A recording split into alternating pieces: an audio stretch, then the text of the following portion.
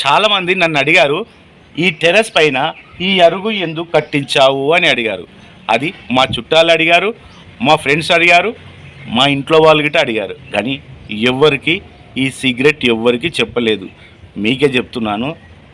చాలామంది ఇంటి వాకిట్లో, ఇంటి ముందు, గేటు ముందు ఈ నుంచి అంతవరకు అరుగు కట్టేవారు. ఏది 50-60 ఏళ్ళ కింది మాట.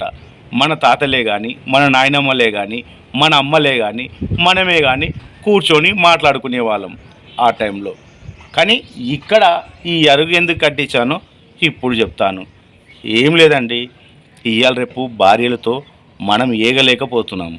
వాళ్ళు ఒకటంటే 10 అంటారు. మనం మౌనంగా ఉండాలి, వాళ్ళ అన్న మాటలు వినాలి. తర్వాత వచ్చి ఈడ కూర్చొని ఏడవాలి. వాళ్ళ ముందు ఏడ్చామనుకో ఉన్న ఇజ్జత్ పోతుంది. ఇంకోటి ఉన్నది, ఈ అరుగు పైన కూర్చొని మంచిగా యూట్యూబ్లో పాటలు పెట్టుకొని హాయిగా వింటూ పెగ్గు మీద పెగ్గేయచ్చు. నీళ్ళకిటే ఏ ఇబ్బంది లేదు. 2 ట్యాంకులు ఉన్నాయి. తాగినంత మందు, తాగినన్ని నీళ్ళు.